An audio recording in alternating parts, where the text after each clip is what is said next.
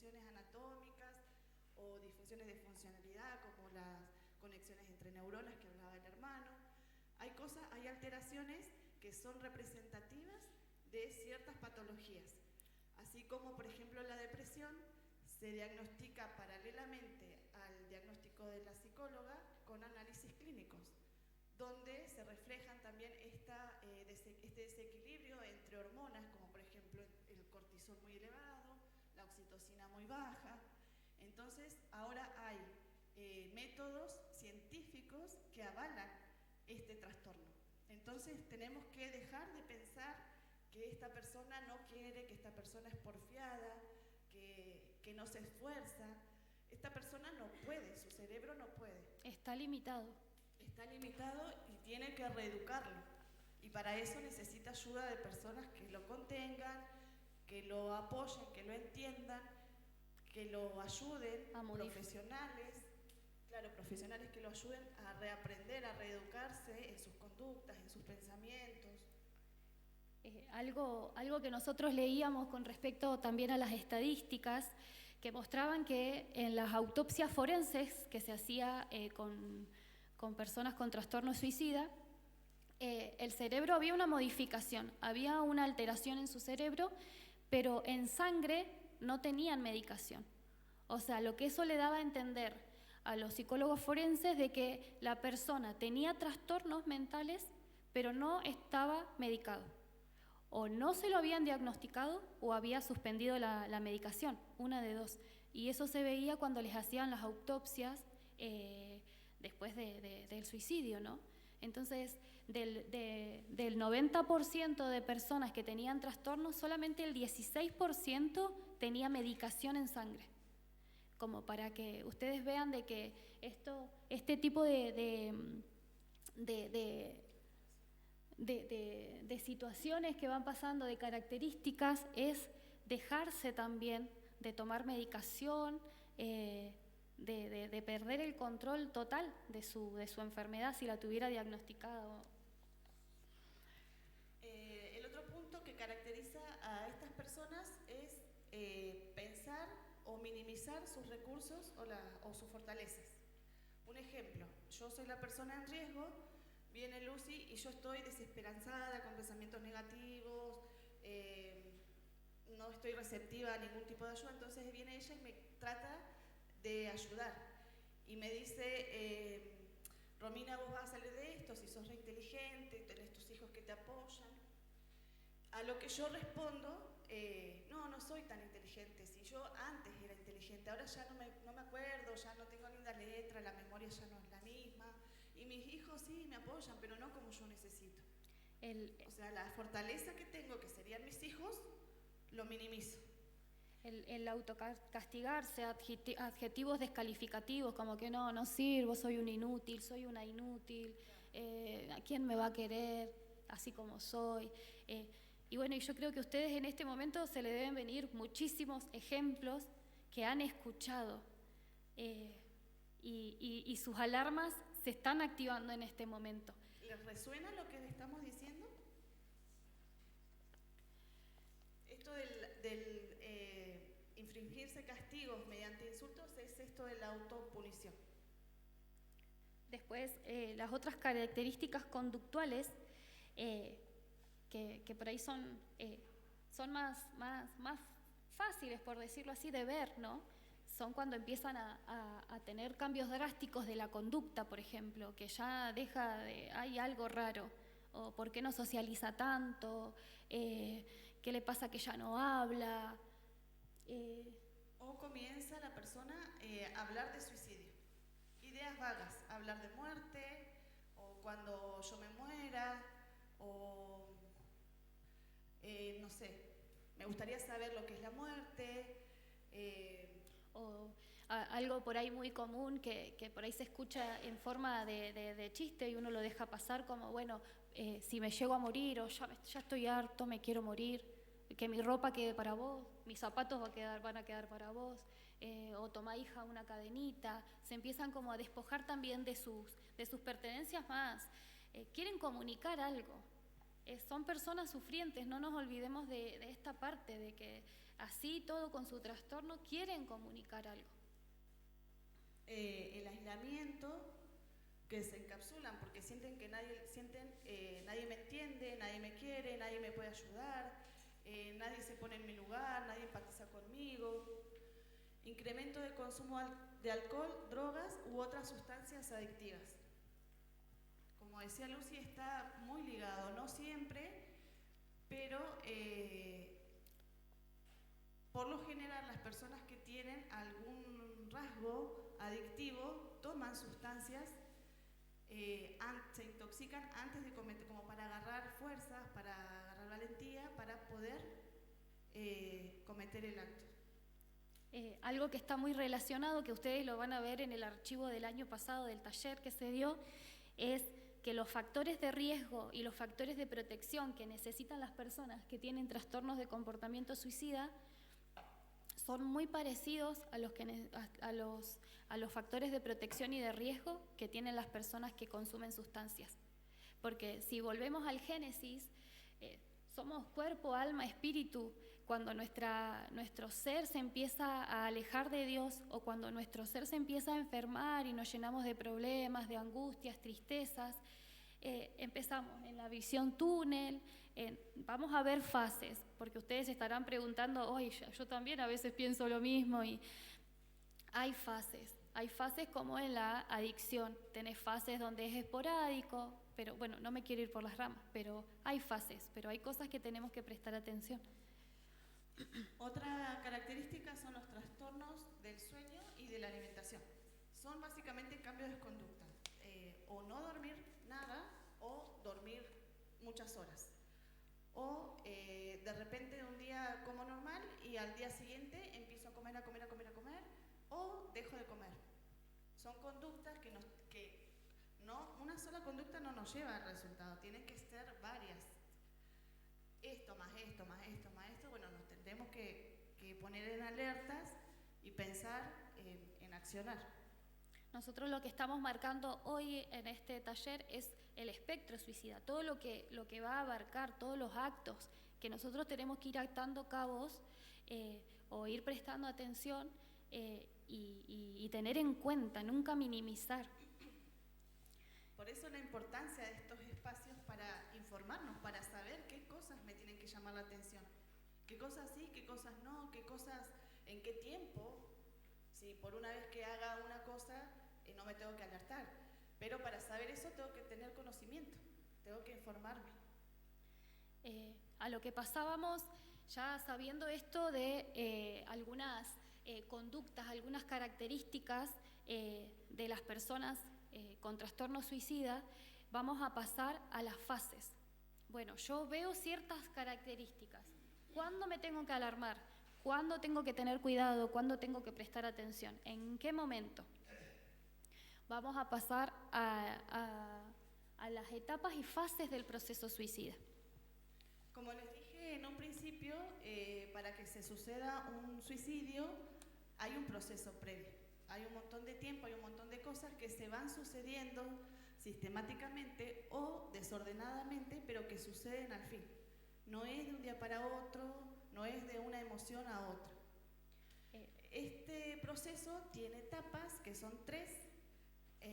La etapa resolutiva, la etapa de autopercepción y la crisis suicida. Lo pusimos así en colores para que ustedes se puedan graficar mentalmente las luces del semáforo, ¿sí? Verde, amarillo y rojo. En la etapa resolutiva están las 3 primeras fases: acumulación de problemas, acumulación de conflictos y crisis. En esa etapa es la que estamos todos casi, siempre todos hemos pasado por conflictos, hemos tenido problemas y hemos llegado a una crisis que la hemos resuelto, algunos mejor, algunos peor, a veces un poco mejor que otras, pero las resolvemos al fin. Bueno, en la etapa de acumulación de problemas son problemas sencillos, cotidianos que tenemos todos, pero cuando no los podemos resolver, ya esos problemas empiezan a afectar a terceros o a mí mismo y se convierten en conflictos. Esa es la diferencia entre problemas y conflictos. Cuando no puedo resolver esos conflictos, ya se produce una crisis. Si yo la resuelvo, bien, pero si no la resuelvo, como es en el caso de las personas que permanecen en este trastorno, pasamos a la siguiente etapa, que es la de autopercepción, sí, donde está la fase 4, que es la de los pensamientos negativos. El enfoque negativo y lo positivo se vuelve tenue. Si reveemos las fases que decía Romina, problemas tenemos todos. Tenemos problemas en el trabajo, se nos complica con el auto, ¿quién no tiene cuentas o cuentas a veces más grandes que lo que uno, de los ingresos que entran a casa?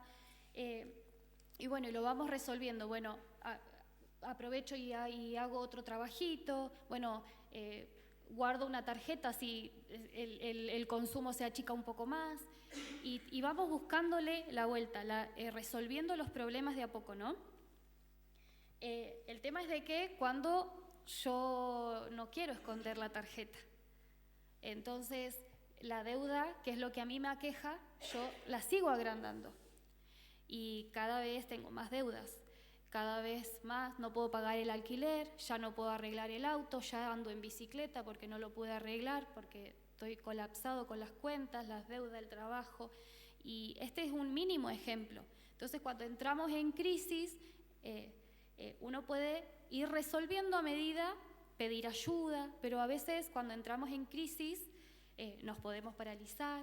Lo que se caracteriza en el trastorno suicida es la mala gestión de lo emocional, la resolución de problemas. Entonces ya pasan a la fase 4, que ya es el agotamiento total, porque ahí empieza como los conflictos a superponerse, la crisis ya no sabemos cómo manejarla y queremos largar todo. Ahí en la etapa de crisis es donde empezamos a relacionarnos disfuncionalmente con quienes nos rodean. Empezamos a tener problemas en el trabajo, problemas con la familia, nos peleamos con un pariente podemos ir cambiando. Me cambio de escuela, me cambio de trabajo, me alejo de mi familia. Escapando. Y acá en la etapa, en la fase del pensamiento, viene a la mente de estas personas como una fantasía que si de huida o de evitación, que si ellos piensan que yéndose, escapándose, sus problemas se van a resolver. Entonces pasa esto, me cambio de trabajo, me cambio de institución, me cambio y las cosas no se resuelven. Lo negativo como que se va reforzando, cada vez son más problemas, cada vez ya no puedo más y me pasa todo lo malo a mí.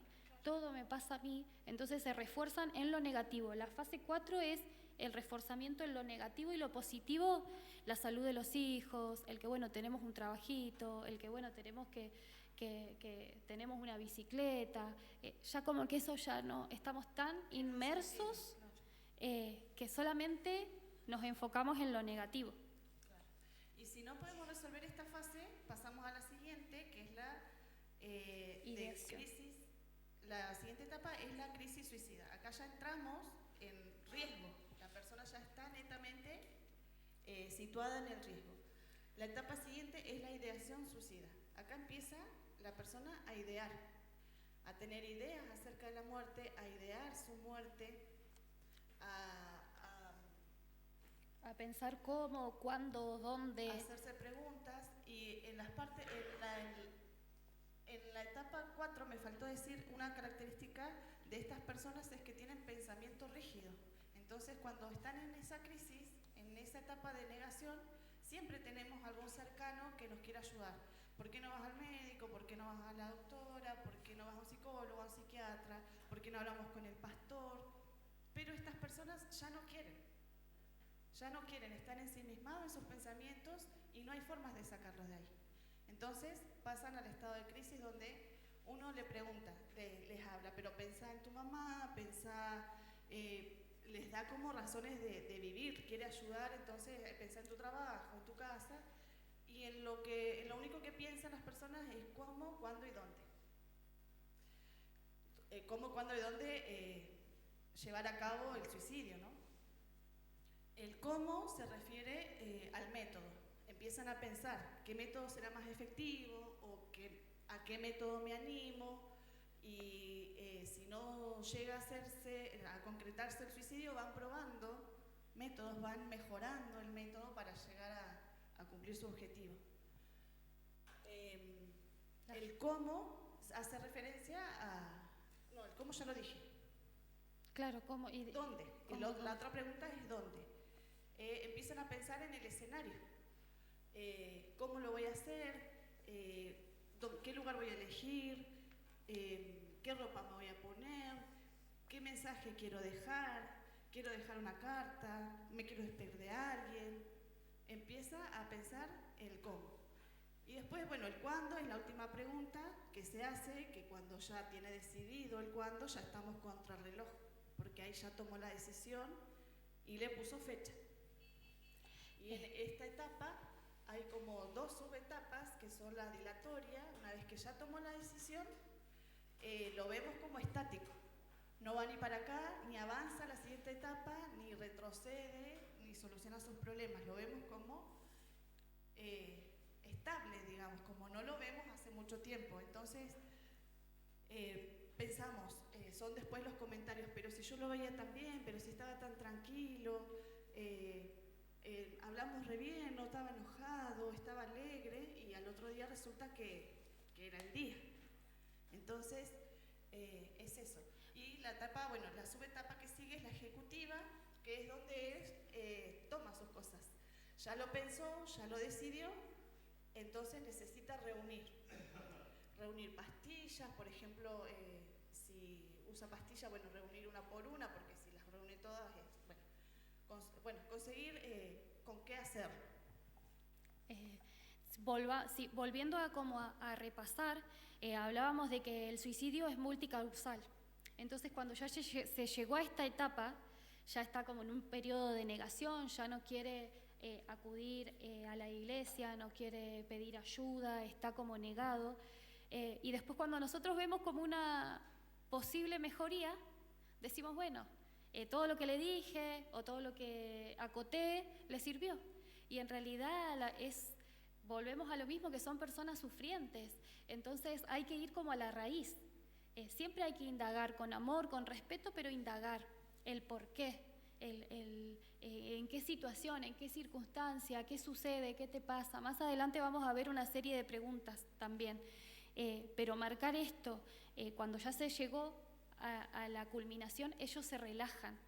Esto es lo que pasa en la última fase, que nosotros los vemos como que está todo bien, porque es tanto su pesar, tanto su dolor, de que ellos ya cuando idearon todo, cuando ya saben cómo, cuándo y dónde, ya está.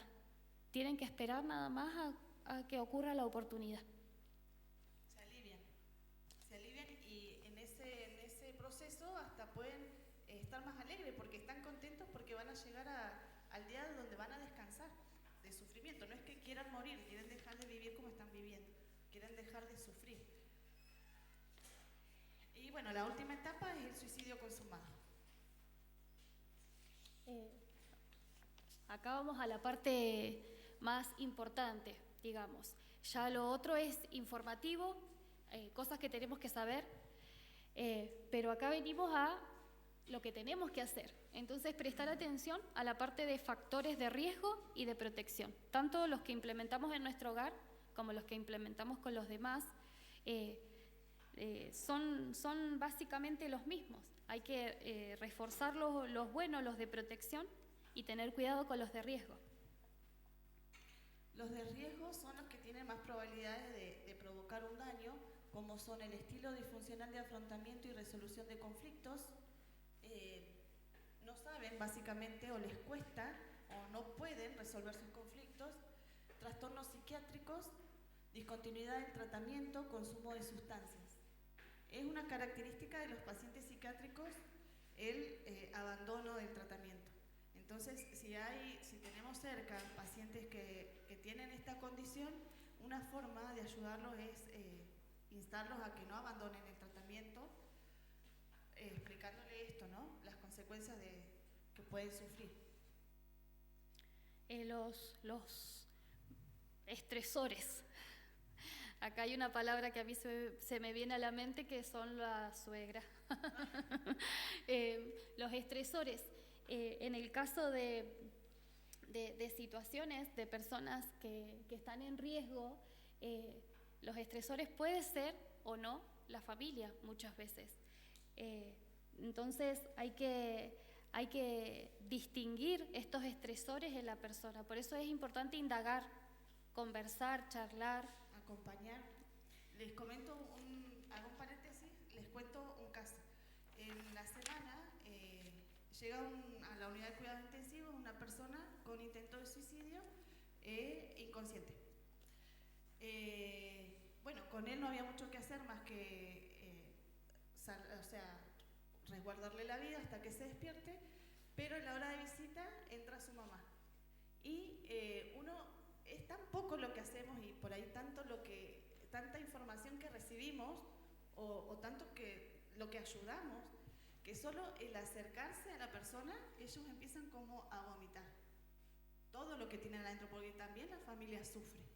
Este chico era el segundo intento, tenía esquizofrenia, 33 años. Apenas me acerco, la mamá, ni hola, nada, ella estaba ensimismada en su problema. Esto me quiere matar, esto me decía, ¿no? Yo no voy a aguantar esto, después esto me tengo que pegar un tiro, yo no voy a aguantar que mi hijo se muera, esto es culpa del operador que les trajo las pastillas y yo no estaba. Cuando yo fui a comprar, les trajo las pastillas, se las dejó a él se intoxicó con sus pastillas. Se las tomó todas, cuando llegué ya estaba ahí y el padre estaba ahí, y que me abandonó cuando él tenía 2 años. Entonces, ese puede ser claramente un estresor para ese chico. Esa mamá que uno no piensa que puede causarle daño, claro, uno nunca espera de su madre y es muy difícil darse cuenta para ese chico y más aún salirse de eso. Y la mamá que tampoco se da cuenta de su situación, que ella también está ensimismada, que ella también quiere justicia, que ella también quiere aliviarse, que ella también quiere despojarse de culpas. Entonces, esas mínimas cosas como prestar oído, mirar a los ojos, esas cosas hacen que nos demos cuenta de estas cosas, de los estresores o de los disparadores que claramente era su mamá. Si nosotros nos marcamos en lo que son los estresores, todos los individuos somos distintos, así que cada individuo va a tener un estresor distinto. Puede ser en lo laboral, puede ser algo personal, de vulnerabilidad ante una humillación, ante enfermedades físicas, dolor. Todos tenemos estresores distintos y es beneficioso irlos conociendo. Lo que decía el hermano que hablaba anteriormente sobre el celular es un estresor que ahora está muy común en los chicos, es un factor de riesgo importantísimo porque están en la casa y en su ambiente natural y nosotros nos relajamos. Y como los vemos ahí, no vemos el peligro que corre. Y está ahora muy a la mano la ludopatía en los chicos. Están jugando horas, llevan horas jugando en el celular, donde no comen, no van al baño, donde se producen estos cambios hormonales que decía el hermano, el exceso de dopamina, la recompensa instantánea. Todas estas cosas ponen en riesgo y no pensamos, no lo dimensionamos, pero ponen en riesgo de suicidio a nuestros hijos cuando sean más grandes o en la edad que estén. Pasando a las características de la red social, que sería el entorno de la persona como factor de riesgo.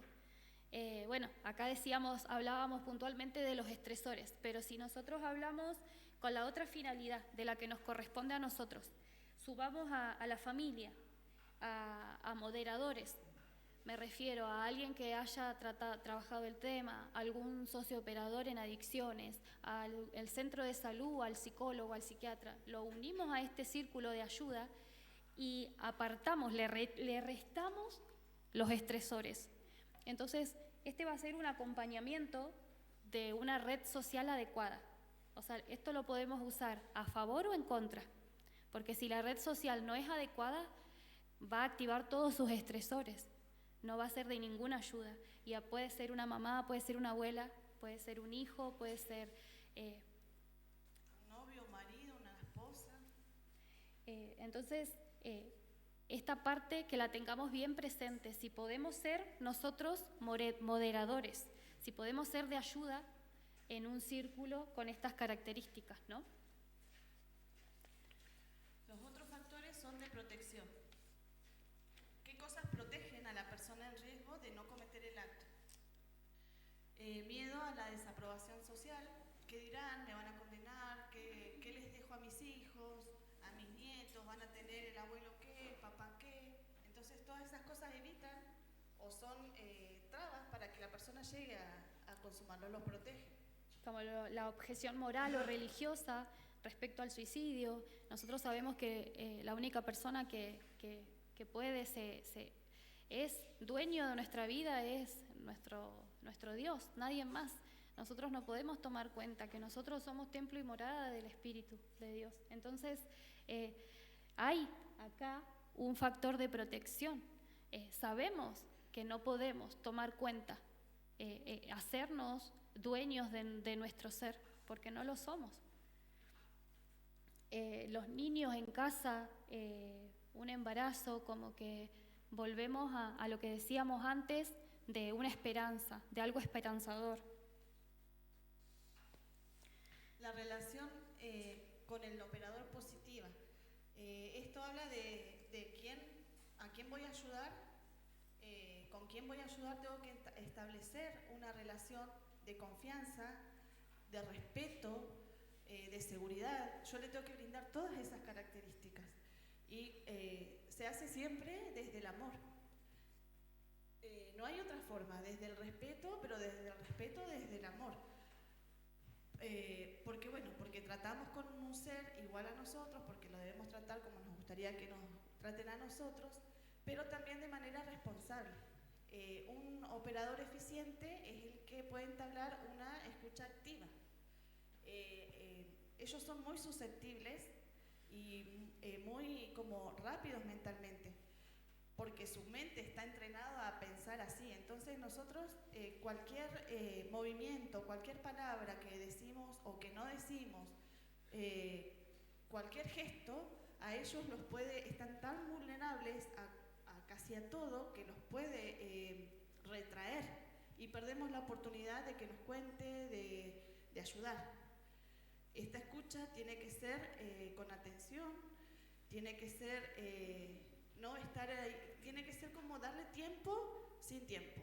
Tienen que estar para él el tiempo que lo necesite, que él necesite. No estar como por cumplimiento, o sea, cumplo porque estoy acá, pero miento porque estoy pensando en la ropa que tengo que poner en la ropa, los chicos a la escuela, a qué hora me voy a ir de acá. Entonces tenemos que estar decididos a trabajar responsablemente.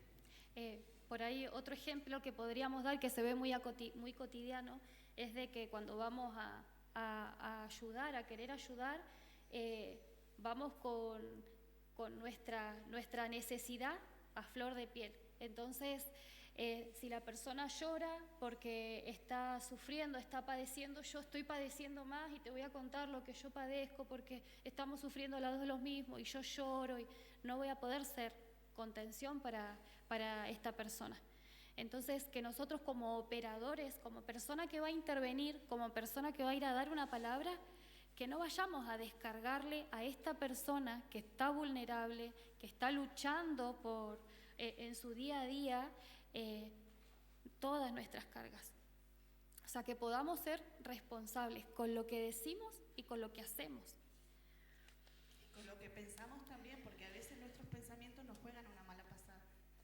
Y todo se ve. Aunque no queramos, todo sale a la luz. Entonces, si nosotros ya vamos con una mirada juzgadora, en algún momento, en algún relato, en alguna palabra, lo vamos a transmitir y él lo va a recibir. Entonces, es eso, es la responsabilidad en ese sentido. Hasta acá hemos marcado les marcamos qué era el suicidio, los datos estadísticos, por qué estamos todos acá, algunos comportamientos de los trastornos suicidas y las fases y etapas en las cuales tenemos que tener más precaución, prestar atención y los factores de riesgo y protección. Ahora, con toda esta información que tenemos, hablando como hijos de Dios, tenemos que intervenir, ¿no es cierto? Hablando como sociedad, ¿tenemos que intervenir? Sí.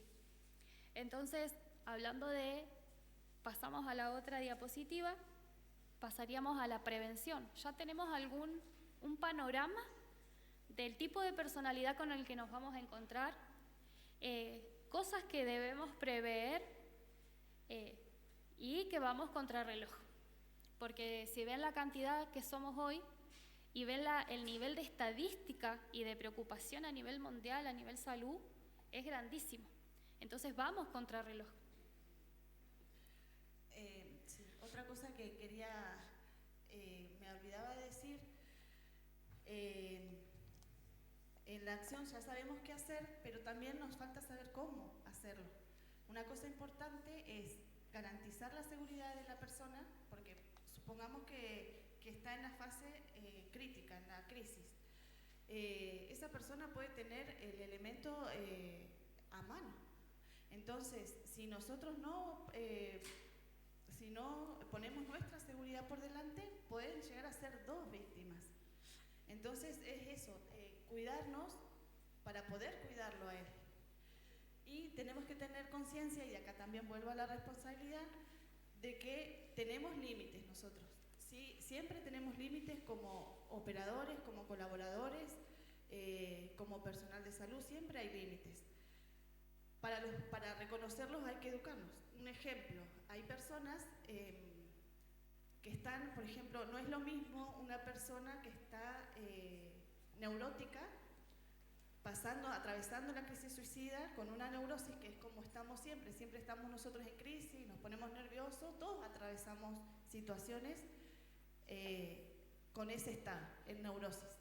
Bueno, en esas personas las vamos a poder convencer, van a estar receptivas, nos van a hacer devoluciones y posiblemente podamos ayudarlas. Pero también hay otro tipo de personas que son los psicóticos. Esas personas tienen pensamientos delirantes y pensamientos persecutorios. Entonces ellos están a la defensiva, siempre. Entonces, ellos se hacen mentalmente como una barrera, y si nosotros hablamos una palabra maldicha o demás, o que no la dijimos, o nos acercamos un poco, ellos lo pueden tomar como una agresión. Les cuento otro caso, una situación, una persona psicótica, el que lo iba a ayudar no sabía que estaba atravesando una psicosis, estaba parado, se iba a tirar de un, 10º piso. Estaba parado al lado de la ventana, y esta persona, sin tener este conocimiento, se acerca para poder casotearlo, y resulta que la persona interpretó que lo iba a agredir. La agarró y cayeron los dos. Entonces, tener responsabilidad en esto, en indagar, en investigar, en saber que tengo límites, yo hasta acá llego. Después está ¿cuál era el otro? El perverso, que bueno, esa persona lo que quiere hacer es hacernos sufrir, o hacer sufrir a algún familiar. Por más que nosotros intentemos, no va a dar vuelta, no lo va a cometer, nos va a hacer perder tiempo. Pero si nosotros desconocemos eso, no estamos ayudando bien, igual a esa persona que igual sufre, igual necesita. Marcando esto que decía Romina, es importante siempre pedir ayuda. A los centros de salud, nosotros más adelante vamos a leer la ley, tenemos una ley que nos respalda, el Ministerio de Salud está trabajando en el tema de suicidio, tenemos derechos y obligaciones, pero si conocemos nuestros derechos vamos a poder pedir ayuda cuanto antes, rápido, va a ser eficaz. Esto que decía Romina, hay muchísimas cosas que nosotros desconocemos. Esta es una introducción al suicidio. Entonces es importante conocer estos casos, ver estos ejemplos para que nos cuidemos y podamos cuidar. Bueno, la prevención es la estrategia principal que tenemos para hacerle frente al suicidio. Hablar de suicidio de manera responsable es la estrategia principal para prevenirlo. Ustedes cuando salgan de acá van a salir hablando, esperemos que con algo que se les haya quedado, y eso es hablar, eso es prevenir de manera responsable. ¿Por qué? Porque todo lo que estamos diciendo hay bibliografía científica que lo avala. Entonces van a hablar como con conocimiento de causa.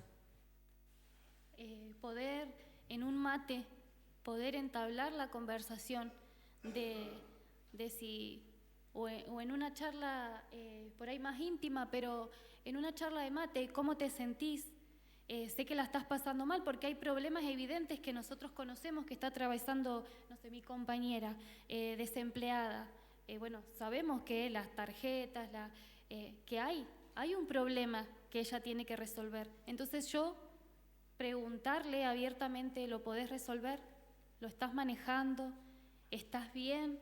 ¿Necesitas que yo te ayude de alguna forma? ¿Podés manejar esta situación, esta emoción? Ser el refugio para que nos diga no. O capaz que nos va a decir, como solemos decir, no pasa nada, está bien, estoy bien. Pero con una charla que Romina marcaba anteriormente, una mirada a los ojos, sin juzgar, estar predispuestos a escuchar, vamos a poder reconocer si la persona está pudiendo o no. Por ahí si ella nos dice algo, pero hace otra cosa, tenemos que estar alerta, por eso les decíamos la diapositiva anterior, características cognitivas y conductuales. Bueno, hablar de suicidio salva vidas, eso está demostrado. Hablar abiertamente ha sido un tema tabú desde hace muchos años. Y se ha demostrado que hablar de suicidio salva vidas. ¿Por qué? Porque las personas que están sufriendo, están pensando, al hablarlo se descargan emocionalmente. Es como que alguien los entiende, alguien puede empatizar con ellos, sienten que no están solos, que a más gente le pasa. Entonces es una forma fundamental de prevenir. Bueno, y el otro, más de lo que decíamos recién, de que todos podemos ser apoyo. Estamos a un abrazo de poder ayudar. Pasamos a la otra diapositiva. Y acá, bueno, tenemos una dinámica para marcarles. Nosotros como hijos de Dios tenemos una tarea, que es la que nos envía el Señor a predicar su palabra, que hay una esperanza, ¿no? Y hay esperanza. Entonces, después de lo que nosotros vimos sobre el suicidio, sobre los factores de riesgo, sobre los factores protectores, nosotros les vamos a pasar un cuestionario que si pueden de a 2, de a 3, irlo rellenando. El cuestionario nos cita frases sobre, podríamos sugerirle a esta persona para rever. Puede ser preguntas que vayan a la sensibilización o preguntas que le puedan hacer ver lo que tiene, ¿no? Por ejemplo, hacerle ver que tienen una responsabilidad, que tienen hijos, que los hijos son chicos, que la vida es todo lo que tenemos, que podemos ir cambiando, que todo puede pasar, que hay un destino, que tenemos que tener control sobre nuestra vida. Bueno, y esto poder validarlo con la palabra de algo que nosotros queríamos provocar con esta lista de inventario de razones para vivir es que tengamos una herramienta para mostrarle a esa persona que está desesperanzada, pero a la vez fortalecernos, porque después de escuchar todo esto, después de ver la gravedad, la magnitud de lo que es el suicidio, como que uno tiende como a desanimarse. Esto que decía el hermano Andrés, está todos patas para arriba. Entonces, que mediante la palabra nos fortalezcamos nosotros para poder ser de ayuda y no de tropiezo. Con conciencia, con paciencia, con precaución, con compromiso, podamos ser de ayuda. Bueno, pasamos a la ahora, terminando con esto, queremos pasar a preguntarles. Nosotros les habíamos entregado unos papeles. ¿Con qué ideas ustedes venían hoy acerca del suicidio? ¿Y con qué ideas se iban? Lo que queremos tocar ahora es un punto muy importante porque eso nos puede privar de hacer este tipo de cosas, de hacer prevención, de hablar sobre el suicidio. Es la mala información. Entonces queremos escuchar qué mitos han escuchado ustedes o qué creen sobre el suicidio, que lo pueden ahora, después de lo que vimos, considerar erróneo. O si han escuchado o si han visto en las redes sociales, en la televisión, mitos sobre el suicidio. ¿Alguien se anima?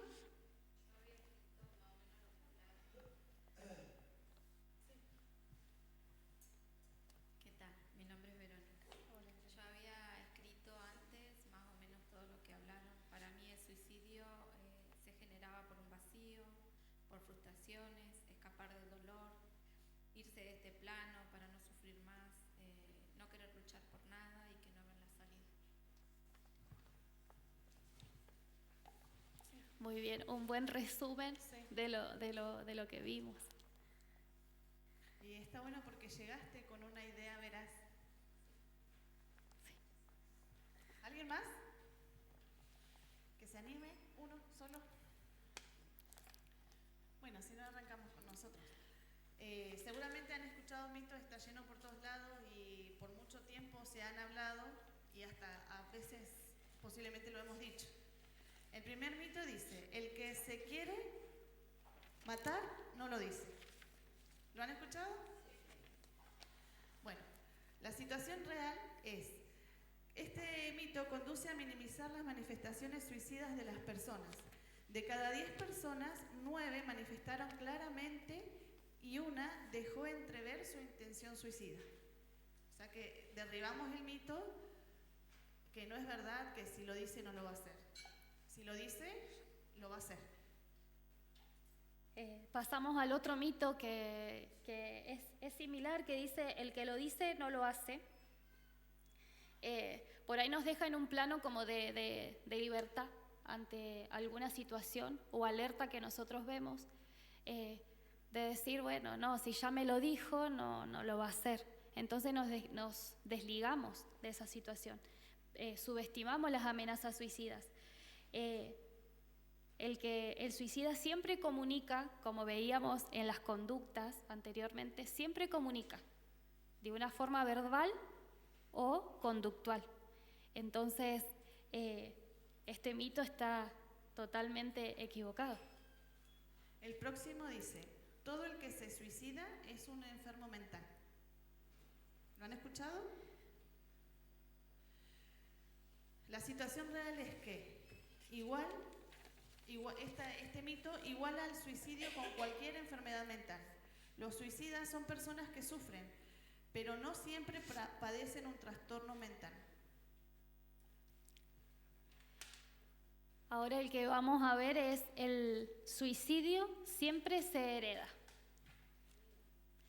Hablábamos de cadenas que hablaba el hermano Andrés, pero en el caso del suicidio lleva a creer erróneamente lo que se hereda es imposible de modificar. Otra vez este mito nos pone en un ámbito en el que no podemos hacer nada porque ya lo heredó, porque su papá, su abuelo, su tío. Entonces nos desliga. Estos mitos son barreras para la prevención, son barreras para la ayuda. Entonces acá nos pone en una condición de que no podemos hacer nada porque el suicidio siempre se hereda, es como lo que le tocó. Aunque el suicidio puede tener influencia genética, existen formas de prevenirlo. Volvemos a los factores protectores que veíamos al principio. El próximo dice, hablar de suicidio con una persona en riesgo puede incitar a que lo realice. Podemos pensar que por hablar con alguien de suicidio le estamos dando idea o le va a quedar esa idea en la cabeza y lo va a hacer. Lo real es que tal mito infunde temor en la persona que puede ser de ayuda. La que puede llegar a hablar no lo habla por miedo a hacerle un daño. Está demostrado que hablar del suicidio reduce el riesgo de realizarlo. Puede facilitar cierta descarga emocional que crea alivio a la persona de riesgo. Lo que veníamos diciendo, la principal estrategia de prevención es el hablar. Y pasamos a este pensamiento erróneo que es el suicida desea morirse. Con lo que nosotros hemos visto anteriormente sobre las fases, los procesos, la dificultad de afrontamiento de problemas, entendimos y sabemos de que el suicida no desea morir, solamente quiere dejar de sufrir, de sentirse como se siente, así angustiado, acorralado, con la visión de túnel, quiere dejar de sentirse así. También nos pone como en justificar la situación de muerte. Bueno, quería morirse. Con frecuencia el suicida está en una posición ambivalente, desea morir si su vida continúa de la misma manera, pero desea vivir si se produjeran pequeños cambios en ella. El siguiente dice, el que intenta suicidarse es valiente, o el que se suicida es cobarde.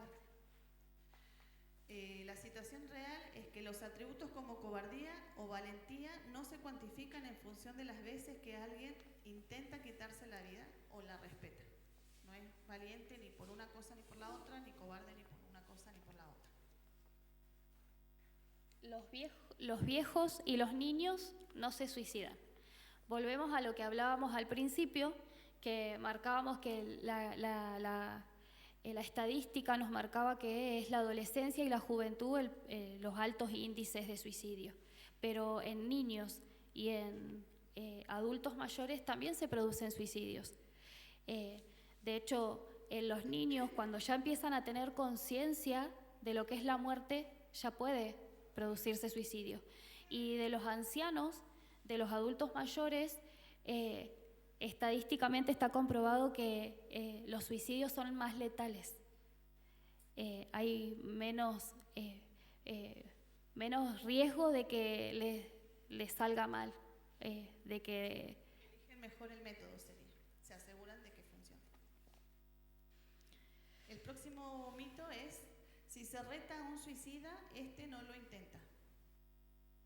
Retar a un suicida es un acto irresponsable, pues se está ante una persona vulnerable cuyos mecanismos de adaptamiento han fracasado, ya que no predominan los deseos de autodestruirse.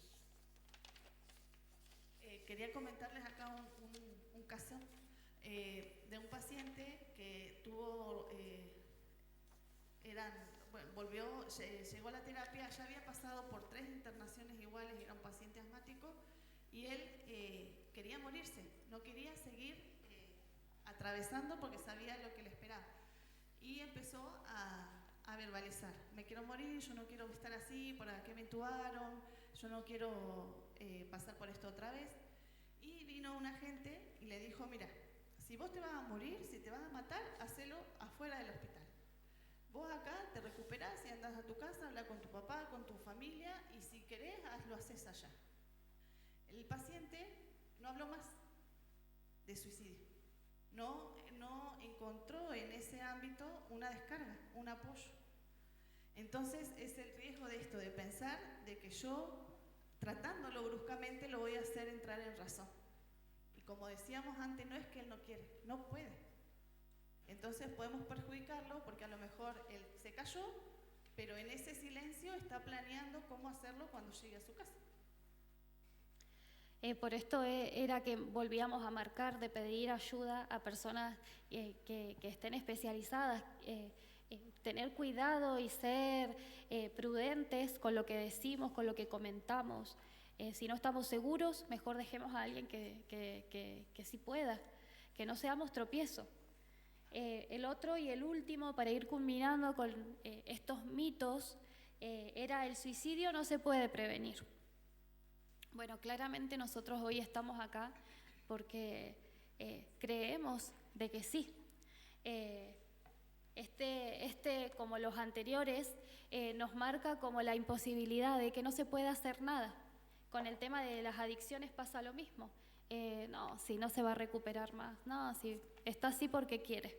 Entonces nos hemos dado cuenta a lo largo de esta charla de que hay un génesis. Debemos buscarlo, debemos indagarlo. En el material que nosotros pusimos videos de sugerencia con entrevistas con profesionales, link para prevención, para que ustedes lo puedan llevar a los jóvenes. Vemos que hay jóvenes también. Que esto se hable. Hay más posibilidades que hablándolo podamos ayudar a alguien a que nos callemos. Y bueno, culminando con lo de los mitos, hacer una breve reseña de lo que marcábamos antes, que era la ley. ¿Cómo nos ampara? No sé si todos sabrán, pero hay una ley nacional que rige en nuestro país desde el año 2021, donde todas las provincias, en todo el territorio, está vigente. Esta ley es la 27.130, es la Ley de Prevención Nacional contra el Suicidio. Esta ley tiene como principal objetivo la prevención mediante estrategias que ya nombramos antes. Su objetivo es involucrar a la comunidad, a los centros, a las instituciones de salud, educativa, de seguridad, para brindar una mejor resolución a las personas que sufren. Uno de los derechos que tenemos como personas que podemos estar en riesgo es acudir a cualquier centro de salud de la República, pública o privada, por atención psicológica o psiquiátrica. Es un derecho que tenemos y que, conociendo la ley, podemos hacer valer. En el sector privado no dan más de 30 sesiones para tratar un caso de suicidio para la persona que intentó y no lo logró, o para la familia que queda sufriendo tras un suicidio consumado o un intento. Es un derecho recibir asistencia psicológica y psiquiátrica cuando estamos en riesgo. Entonces, conocer esta ley nos ampara para poder pelear por más de 30 sesiones, o en un sistema público donde hay escasez de psicólogos. Bueno, somos prioridad, o sea, el paciente suicida en su entorno es prioridad. No sé qué más. Las acciones preventivas. Las acciones de prevención que realiza el Sí, Estado. el Estado tiene razón. Acciones preventivas como esto: generar espacios de divulgación acerca de este tema. También hay en el sector privado, por ahora, hay capacitaciones que al que le interese puede hacerlo, como está la diplomatura en suicidología.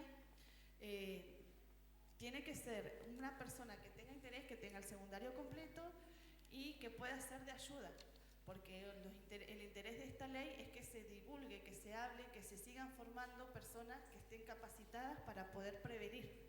Entonces, cualquiera de los que estén acá, si quisiera formarse, tener una formación, pueden acudir. Acá en Cipolletti está la Universidad de Flores, por una diplomatura acerca de esta temática. Sí, igual que lo municipal, el IPAP da congresos, da clases. Tenemos herramientas, tenemos muchas herramientas. Después, si quieren, podemos dar los links. A veces no es necesario acercarse. Ahora con la tecnología bien usada, que es la virtualidad, se puede acceder a mucha más información de gente preparada, capacitada. El hermano quería... Sí, acotar algo también con respecto a la ley que decía la hermana, de que la no difusión en eso está también la no difusión en los diarios y en la televisión de los suicidios, que es una forma de proteger también a las demás personas que tienen esa intención. No sé si han escuchado últimamente, cuando se murió el hijo del ex gobernador, en el diario no se decía que se suicidó, decía que se murió. Se murió. Claro, porque ahora fue una causa de muerte. Se murió por suicidio, como cualquiera se muere por un ataque cardíaco, porque se considera una afección salud mental. No es que esté prohibido que esta información se divulgue por medios de comunicación, sino lo que hace la ley es que se cumpla, que se divulgue, pero de manera responsable, no sensacionalista ni amarillista, que no se divulguen, que no se hablen de métodos. Si ustedes se dieron cuenta, no nombramos ningún método en específico, no dimos ideas. Bueno, lo mismo para los medios de comunicación. Entonces, si hay que hablarlo, sí. Pueden hablarlo, sí, pero de manera responsable. De hecho, es obligación de los medios de comunicación formarse para poder transmitirlo adecuadamente. Bueno, hermanos, sabemos que toda esta teoría fue extensa, pero bueno, necesitábamos tomarnos este tiempo. Tratamos de reducir, de poner lo básico para hacer un inicio a lo que es el suicidio, para tener el conocimiento básico y saber que podemos ayudar, derribar mitos y que necesitamos pedir ayuda. Que como lo marcábamos antes, esto se tiene que formar en una red. Y nosotros le habíamos dado unos papelitos al principio que ustedes tenían que marcar con qué pensamientos se vinieron y con qué pensamientos se van. Eso era para que ustedes pudieran procesar si les quedó alguna duda o intriga o consulta. Nosotros acá resumimos, pero en el material hay un poquito más de información para que ustedes después lo puedan leer con calma, puedan poner ejemplos, puedan hacer preguntas, después nos pueden escribir por privado. Pero bueno, agradecerles por la atención. Sabemos que fue extenso, pero hay cosas que a veces hay que hablar, sí o sí, y esta es una de ellas. Así que mis hermanos, que el Señor los bendiga enormemente y gracias por su atención. Gracias, Romina, porque te súper comprometiste con este trabajo para Dios, así que te agradezco. Y bueno, tomémonos un break, no sé si alguien tiene alguna...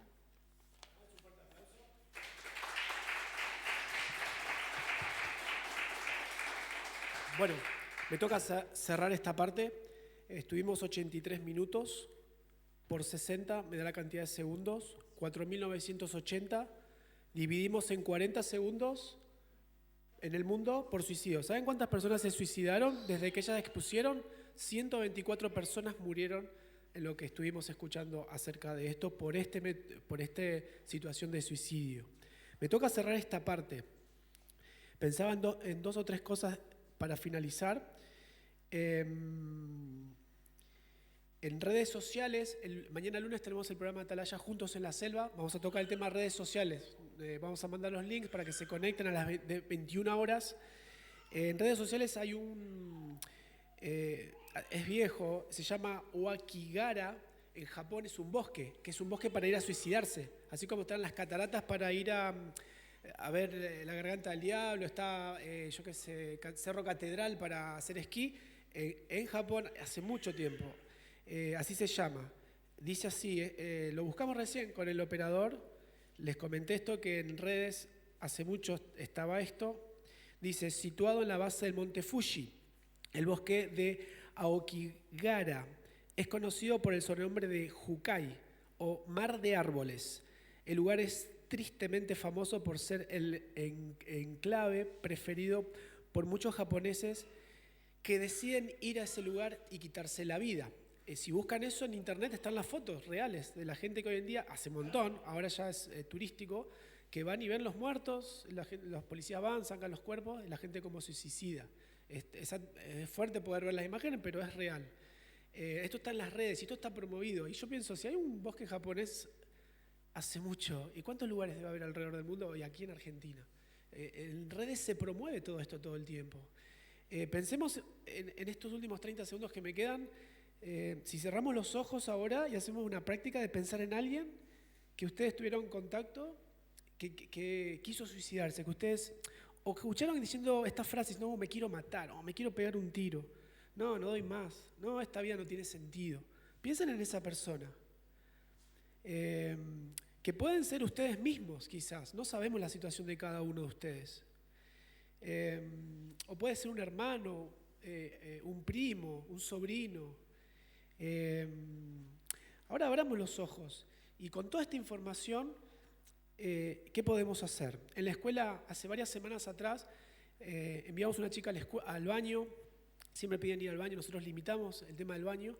Y de otra división fue otro chico al baño y la encontró ahorcada en el técnica. Yo soy en las escuelas técnicas. La encontró ahorcada, vino el preceptor, la levantó. Bueno, hicimos la situación de poder rescatar. O sea, los docentes tenemos que ser médicos, psicólogos, enfermeros, no sé, bomberos. Y bueno, pudo salvar su vida en ese momento, pero el trauma que provocó a la persona que entró y la vio ahorcada. Y otra situación que también pasó muy parecida, que pudimos rescatar también cuando se fue a ahorcar al baño, pero después esa persona fue a la plaza y se ahorcó al otro día.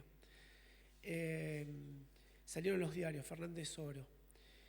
Y para finalizar esta situación, vienen a mi mente muchos estudiantes que yo tengo contacto y veo los ojos de esas personas y veo las marcas en los brazos. En verano se ve mucho eso. Y hace poco, bueno, una de las estudiantes que ya no está más, no está viniendo, sé que está internada, no sé por qué razón, pero como docente a nosotros no nos permiten decir y ni hacer nada.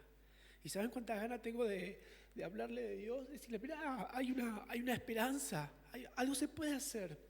Pero esa cosa pequeña de escuchar, no saben la necesidad que tienen los adolescentes de escuchar. En nuestras congregaciones tenemos que generar espacios para escuchar. Decía, se acercan y vomitan todo. Los adolescentes y los jóvenes quizás tengan pensamientos suicidas, quizás estén en alguna de esas etapas de colores. No sé si fue por semáforo a propósito que lo hicieron, en los colores, y un semáforo te marca. No, está pasando, ojo, precaución, viene el accidente si seguís. Entonces, esto es ahora, allá y entre nosotros. A nuestros adolescentes, últimamente estamos recibiendo niñas embarazadas desde la primaria. Primer año ya vienen con una planificación que en junio ya no va a venir más a clase porque van a hacer el bebé. Vienen embarazadas desde séptimo. Estoy diciendo estas cosas que yo me topo día a día. ¿Y en la iglesia existe esto? ¿Tenemos contacto con personas que se quisieron suicidar o están pensando en este momento? O quizás algunos de nosotros. Porque esto es algo de aquí en la iglesia. Sé que estamos cansados, esto es un tema pesado, pero simplemente para reflexionar. Les animo a... Ahora vamos a tener un descansito para el almuerzo y después, bueno, arrancaremos con la última parte. Les animo a que puedan charlar con los expositores, puedan acercarse aquí a la mesa que explicaron por el tema de ver algo del material que hay acá. Esto se está grabando, se va a subir al canal Atalaya para que ustedes tranquilos en casa puedan poner play y un día que tengan tiempo puedan escuchar todo. Sí vamos a cortar ciertas partecitas, por eso lo estamos grabando y no lo transmitimos en vivo. Vamos a resguardar todo, pero que sirva como para escuchar, ¿sí? Es genial. Sí. Quería acotar algo Sí. a lo que estaba diciendo, como para que sigan tomando dimensión